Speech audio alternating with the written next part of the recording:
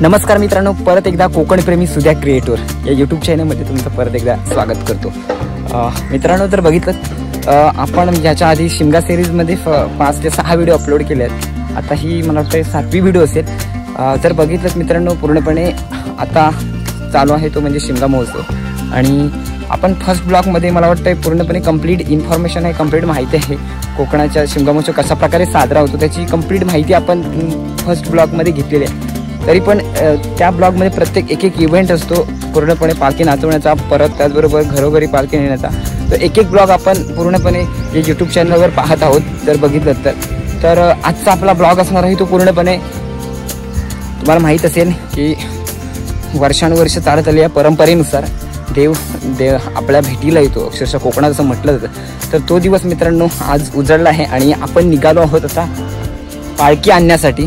तर आपल्या घरी आज पालखी येणार आहे। तर मित्रांनो, नक्कीच व्हिडिओ कंटिन्यू करा आणि शेवटपर्यंत पहा। आपण पूर्णपणे ब्लॉग आहे ते पूर्णपणे कंटिन्यू करणार आहोत।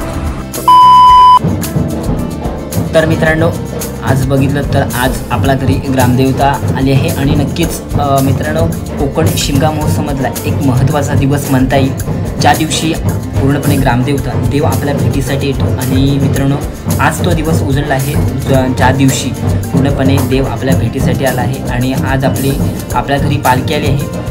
मित्रांनो, आमच्या वाडीमध्ये बघितलं तर पूर्णपणे आज 3रा दिवस आहे वरच्या वाडीतला, ज्या दिवशी आमच्या घरी पालखी आली आहे। परंतु जर बघितलं आमच्या खालच्या सरंदेत पूर्णपणे 4 दिवस पालखी असते आणि वरच्या सरंदेत 3 दिवस पालखी असते। 3ऱ्या दिवशी पूर्णपणे आमच्या इथे पालखी येते। तर मित्रांनो, जर बघितलं आपण प्रिव्हियस व्हिडिओमध्ये पूर्णपणे एक ब्लॉग आपण पोस्ट केला आहे प्रत्येक इव्हेंट शिमगा महोत्सवमधला। कारण माहीत असेल की शिमगा महोत्सव म्हटलं की पूर्णपणे एका दिवसाचा मित्रांनो तो सण नाही। जर बघितलं तर 15 ते 20 दिवस आणि प्रत्येक गावानुसार अवलंबून असतो तो शिमगा महोत्सव प्रत्येक गावामध्ये। कारण मित्रांनो, काही गावांमध्ये तितकेच मोठे असल्यामुळे पूर्णपणे त्या गावामध्ये शिमगा महोत्सव मे बी 20 ते 25 दिवसांचा सुद्धा असतो। तर काही गावांमध्ये जर बघितलं तर पूर्णपणे 5 ते 6 दिवसाचा सुद्धा असतो। ते पूर्णपणे गावावर डिपेंड आहे। तर मित्रांनो, बघितलं तर या दिवसासाठी मित्रांनो नक्कीच कोकणकर आतुरतेने वाट पाहत असतो।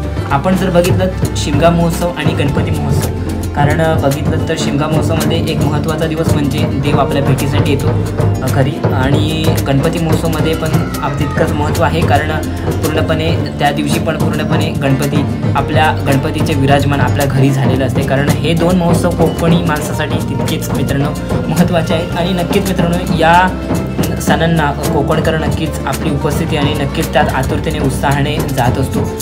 मित्रांनो, जर बघितलं तर आज आपल्या घरी ग्रामदेवता आले, तर कंप्लीट ब्लॉग आपण या व्हिडिओच्या माध्यमातून बघणार आहोत। पूर्णपणे मित्रांनो बघितलं तर शिमगा महोत्सवमध्ये आपण एक व्हिडिओ पूर्णपणे पोस्ट केला आहे। त्याच्यामध्ये पूर्णपणे ज्या दिवशी पालखी बाहेर पडते तो दिवस म्हणजे घोडे सणाचा दिवस, आणि ज्या दिवशी पूर्णपणे पालखी मंदिरात असते त्या दिवस म्हणजे शिपण्याचा दिवस।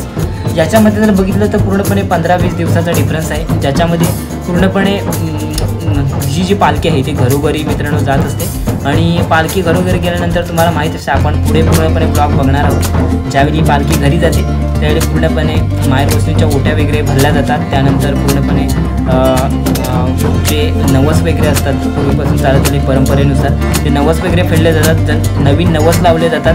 त्याचबरोबर बघितलं तर पूर्णपणे देवाला नैवेद्य दाखवला जातो।